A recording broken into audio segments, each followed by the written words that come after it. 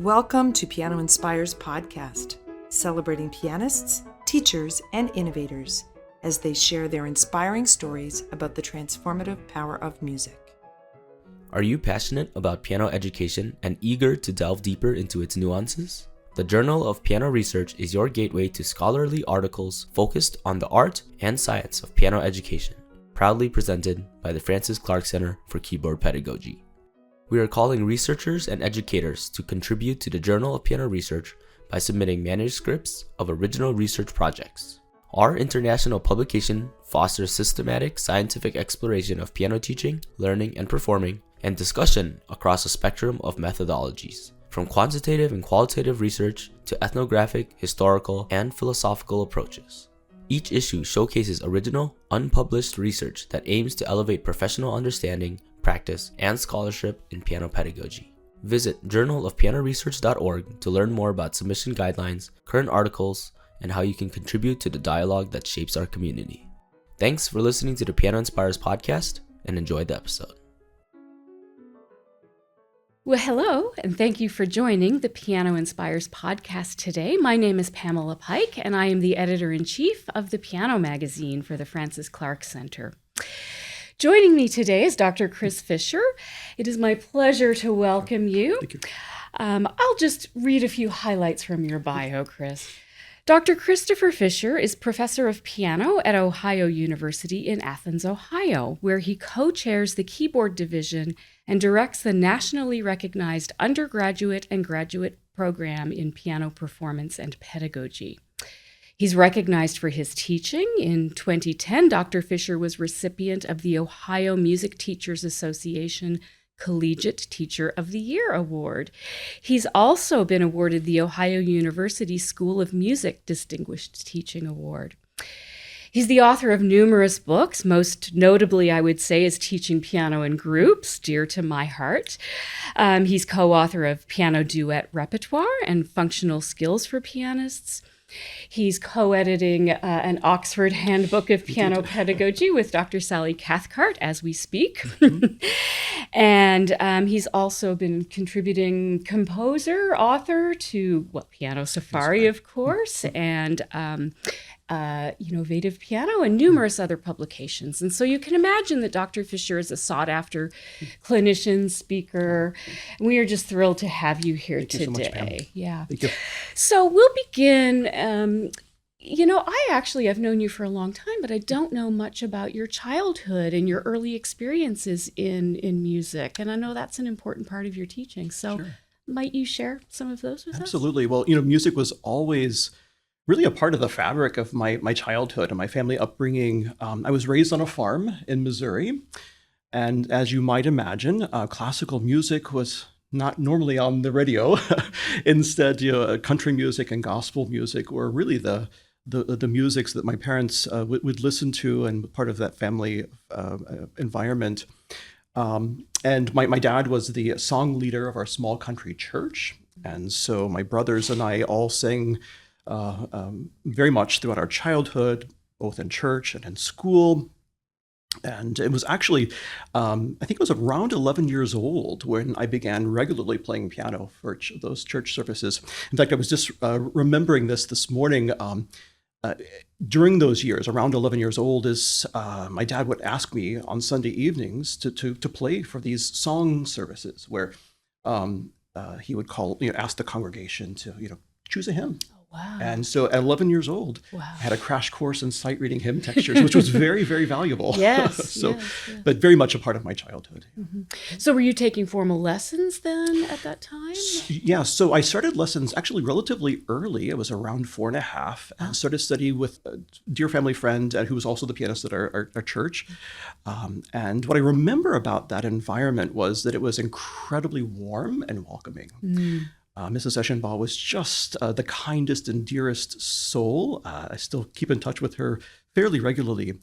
And what I remember about those lessons, beyond it being very warm and welcoming, was she would regularly bake homemade cookies before my lesson. So if I'm being completely honest, it wasn't John Thompson's "Here We Go Up a Road to a Birthday Party" that kept me coming back to lessons.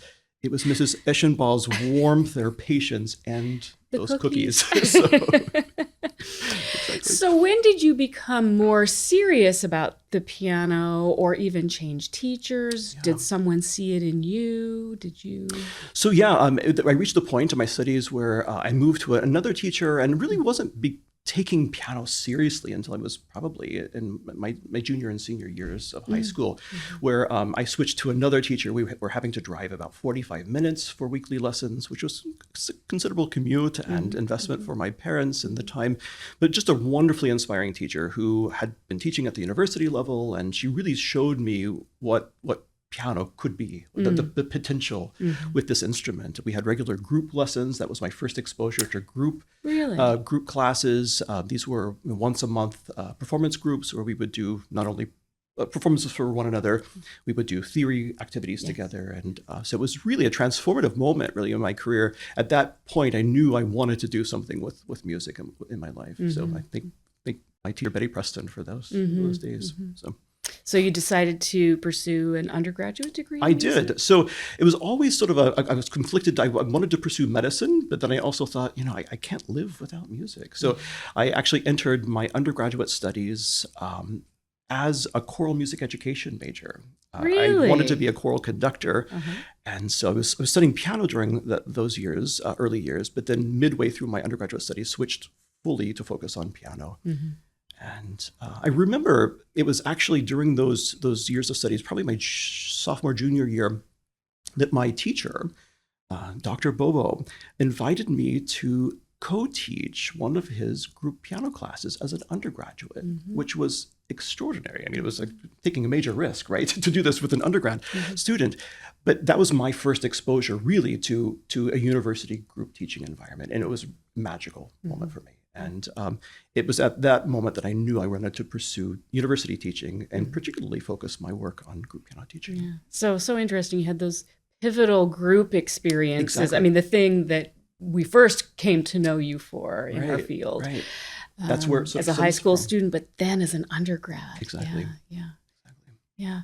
So let's sort of move forward a little bit if you'd like. I mean, if there's something you would like to share from your graduate years, maybe pivotal experiences key moments that sort of you feel have shaped you. Yeah, again, as I mentioned, from my undergraduate studies, I then went to study with Sylvia Coates, who was very inspirational and in my trajectory. Sylvia, of course, is a sort of a pioneer in group piano teaching as well, and really showed me and introduced me to the work of Guy Duckworth and others who were significant influences in that realm. And so those were great years to be mentored by her, and then continued my studies at the University of Oklahoma, where I really got to refine those skills there. So, And just, I guess, speak a little bit about teaching in general, because I know performance is very important to you. You're a fine performer. How did you start having to figure out how to balance those two aspects of your musical career early on? Did that come later? I would say the heart of my work, it's always been teaching. Yeah. I love the interaction with my students, whether it be one-on-one or with a group of students, seeing students, discover new things and grow.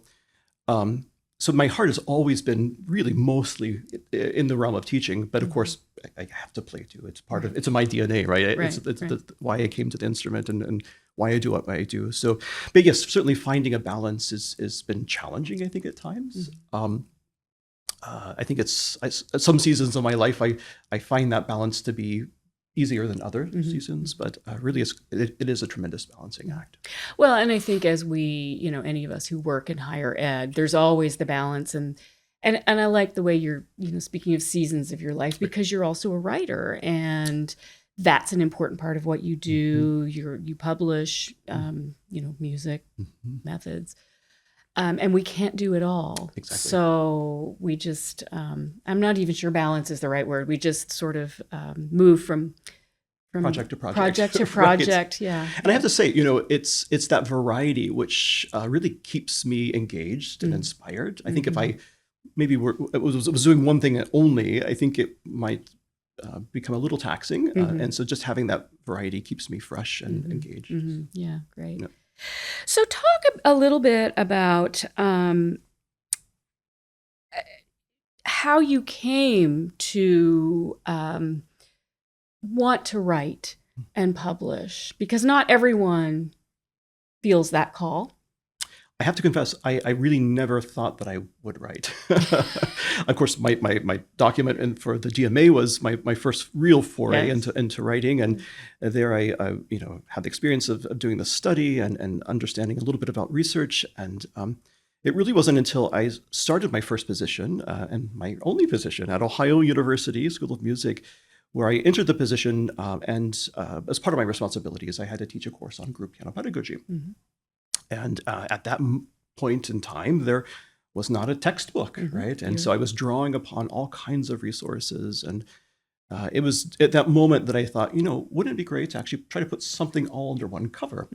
And so I reached out to my publisher at Oxford, and one of those naivete moments, actually made a cold call or email, and we set up a conversation. And she said, to my surprise, it's a brilliant idea. Let's do this. And I nearly fell out of my chair. So with that sort of endorsement, I launched into writing, and it was really a labor of love, as you know. And at that moment, I found great joy and organizing thoughts and really trying to serve the profession in some small way. So, one of the questions we like to ask has to do with challenges, because we have, extremely successful people sitting here. Certainly, young people look up to you, and it all looks so effortless. But what challenges have shaped you? What have you had to overcome? And many of those, of course, do shape us. That's a great question. I think, as I mentioned, even though I started my studies at the piano when I was rather young, it wasn't until later in high school when I started to seriously practice. And so because of that, I feel like I've always been at a disadvantage, because trying to catch up with my colleagues and my peers. And so while it's been a challenge to some degree, it's also been a blessing, because it reminds me that, music is not a race. It's a personal journey, and a relationship with music and with others. And so that perspective keeps me in check when I begin to wander off to those stressful moments of worrying about, am I stacking up with someone else? Yeah, you can't. I mean, we each come with our own gifts. Absolutely. And again, that's a nice way to think of it. And again, not to think of it as a challenge to be overcome, but something that's motivating. Absolutely. Yeah. Help us to become our best selves. Yep. Great.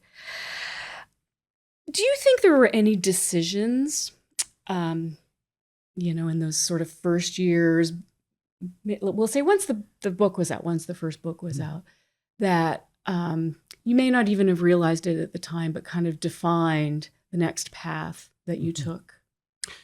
Yeah, after the first book was published, I was actually approached to do the revised edition of piano duet repertoire, and so again, that was somewhat related to group dynamics, right? Because you're playing with someone else, but it was different in the type of book that it was, and so that was a nice diversion, I think, at that moment. And so, again, that sense of variety of the things that I've been able to explore in my career has been really a tremendous blessing, I think, because all of these things that I've had the privilege of doing are things that have interested me greatly from the time I was young.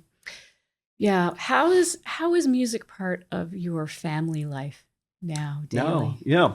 Well, my son, our son, was a wonderful young pianist. In fact, precociously so. And it was just beautiful to see him grow into that. In fact, he published his first arrangement of a Christmas piece when he was 8 years old, which is kind of amazing. He stepped away from piano. He reached a point of very proficient and is now very much involved in soccer, as many kids do. But we have great faith that the foundation has been laid, and he can return to that someday if he desires. Our daughter, on the other hand, started with piano and is now a very serious violinist. Has soloed 3 times with an orchestra, and so I don't think I ever soloed until I was in college with an orchestra. So Right. it's a joy to see her doing that and enjoying it. And particularly from a family of two pianists, it's nice to Yes. have another instrument in the house as Yeah, well. of So, course, of course. What do you think they've learned watching you, both of you? yeah. Well, I hope they've learned discipline and focus. I hope they've learned how we learn from challenges. Um, I hope most of all they see the value of music in the lives of our family, Katie and me, Mhm. but also in the lives of so many people, and how it can enrich people's lives. Um, yeah, that's the main thing. What we've tried to do, and parents, we try, right, is really saturate our home in great music. Mhm. I remember very vividly when the children were young. We would put the recordings of Gil and Orly Shaham, Mozart violin sonatas, for example, on Spotify or whatever the streaming service was of the day, and we would listen to those recordings every morning during breakfast. And it was so amazing to see the kids, their ears really develop through those listening experiences. And it was lovely. At one point, Orly came to play at our university, and Isaiah, when he was very young, got to meet her. It was such a beautiful moment. But yeah, just really trying to saturate the house in great music has been something that we've really strived to do, and hopefully that will serve the kids well in the future. Yeah. Sorry, I didn't mean to get too personal, No, but no, it just, absolutely. it just occurred to me that they're growing up in such a rich environment, and and then how do you see? You sort of hinted at this a moment ago, but globally, how do you think music? Not even us so much individually, but the music we make, or what's the potential? I think do you see for music in the world, and how might that? Yeah, I think there's so much potential. Yeah. For me, I think my work has really been grounded on sort of this notion or this effort really to connect people, right? To cultivate connection and passion with music, because we know it's tremendously transformative. I mean, my own life has been changed positively by music. I would not be where I am today. I would not be the person I am today without music. And so, this idea of access to music education and expanding that access to music education is something that really drives me in my work. Something I often tell my students is, we don't really need more concert pianists. But what we do need is a world that engages with music.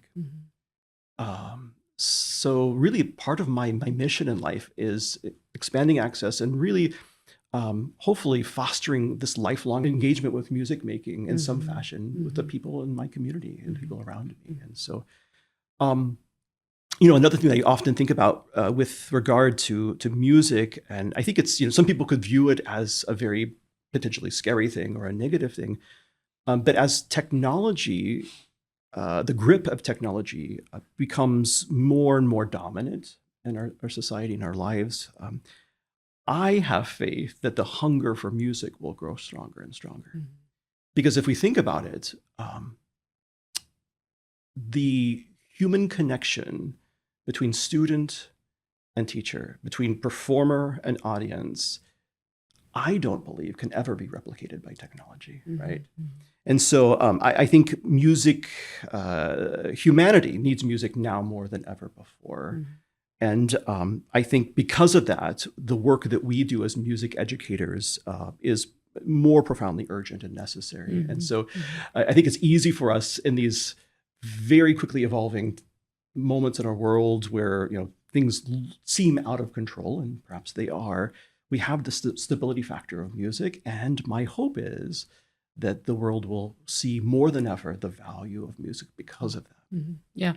I mean, I sort of ask you that because, you're obviously very involved in your community, but you do travel the world and, you meet with musicians and educators elsewhere. So I know you think more globally than... Definitely. That's something very much on my mind. And it's been absolutely a true joy of mine to be able to do that, first of all, to be engaged with teachers around the world and see how they are doing what they do.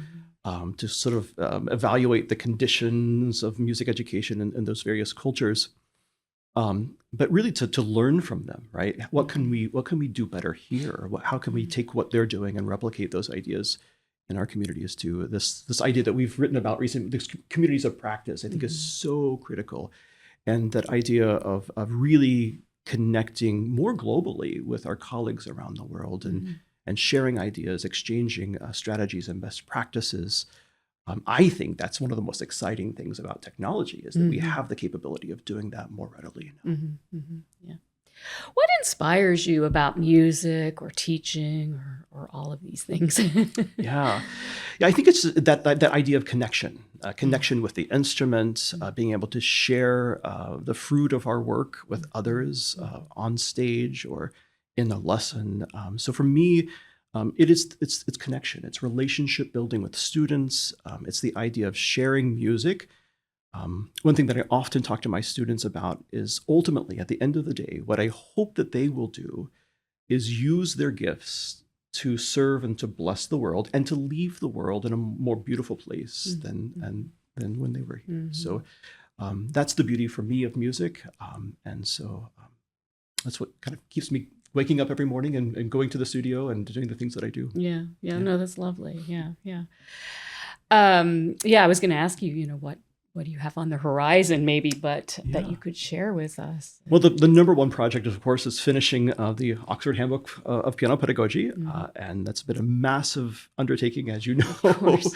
And it's been an absolute joy to collaborate with Dr. Sally Cathcart on this project. And really, as I mentioned before, to be able to hear these amazing voices from experts in the field. So with this project, there are 30 chapters presently, and each chapter is co-authored by leading practitioners and researchers in their particular area of the discipline. And so it's been so fascinating to read their thoughts about really the future of piano teaching. And that was, as you know, one of the driving and sort of frameworks of this book is not rehashing the past necessarily, but really looking toward the future. Where are we going and how can we do better as a discipline in terms of deepening the impact of our work? So that's sort of the number one project right now. And beyond that, I don't know. We'll see where things lead. But because one of the questions we ask is, how are you changing the world? How is and I think that's one of the things, but I would also say that that's probably been a challenge for many of your authors, is embracing that question that you're asking about, where are we headed? Let's not, the past is important. We stand on the shoulders of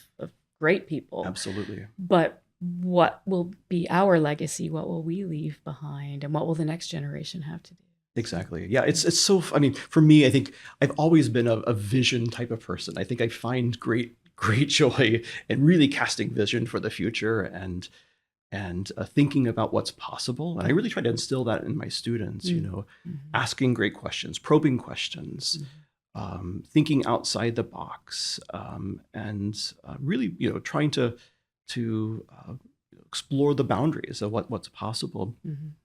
But again, I love what you said. I think it's really critically important that we don't stay only in that space, but we do take time to reflect on the past, because, as you said, tradition is not necessarily bad. Right. And there are so many wonderful parts of our tradition that are absolutely essential that we must carry forward. And so finding that balance again, I think, is so important. Yeah, for sure. Great. Well, how do you think music will shape the future, just more broadly, before we bring it back into piano? I think as we were discussing about access to music education, high quality education, I think this idea of technology is obviously wonderful. I think some teachers feel it as a threat potentially, but I think if we truly believe in access, I think it's going to provide that for some students for whom music education might not even be possible. Right. And so I think there's value there. But yeah, music, I know it's ever changing, right? It's ever evolving, and I think that's exciting. And I think change for some can be scary. I confess, for me at times it is. But it's fun to just imagine where things might go. I don't know. I wish I had a crystal ball I could look into to see where things are headed. But what I love to see, and as I mentioned before, is that I feel like more than ever, the music teaching community, the piano teaching specifically community, is richer and more vibrant. I feel like we are able to communicate and share ideas in more profound ways than we've ever done in history. And so because of that, this ability to share ideas and exchange best practices, I feel like there's going to be exciting trends in the future. Yeah. No, it's an exciting time to be active as an educator, and to see this next generation and to be part of their development, but then to just see where they take things as well. Yeah. And as you say, things are changing so quickly now, for all of us. So, yeah. So as we ask everyone when they come to our podcast, and I think it's a challenging question to answer sometimes, what about piano inspires you? Yeah, I think, as I said a few moments before, I think this idea that music is ultimately about connection. It's about really bearing one's soul, building relationships, and for me, that's what inspires me about music. It's this connection that I have with the instrument, and it's a blessing. I mean, I often tell my students, do you realize what a blessing it is to be able to sit at this instrument, to study, to have the time, the space to practice and explore this vast repertoire? It truly is a gift. And so that idea of connecting with the music, with the composers through their music, connecting with teachers and with students. I often say, what inspires me the most unequivocally would be my students, because I learn, very honestly, learn more from them than I feel like I could ever impart to them. And the same with teachers. When I have the opportunity to engage with teachers around the world, I feel like I learn so much from those conversations. And so I think it all comes back to that sense of community and sharing, and that's what inspires me about what we do. Yeah. Well, I know you are inspiring to so many of our podcast listeners and viewers, and to me personally, as I've gotten to know you over the years. But I just want to thank you for sharing with us today, and reminding us about how fortunate we are to be musicians and pianists. And I love the way you just said it, we have space. Yes. In our busy world, we actually have space to be at our instrument, to create music, to connect with the music, and then with each other, this sense of community. I think these are wonderful, wonderful inspirations for all of us. So thank you for being here today. Yeah, thank you. The Francis Clark Center is a not-for-profit educational organization that serves the advancement of piano teaching, learning, and performing. Divisions include Piano Magazine, Piano Inspires Kids, Journal for Piano Research, National Conference on Keyboard Pedagogy, the New School for Music Study, Piano Education Press, International Online Teacher Education, and Piano Inspires Online Community Hub. Please visit us at pianoinspires.com to learn more about our impactful work and inspiring community.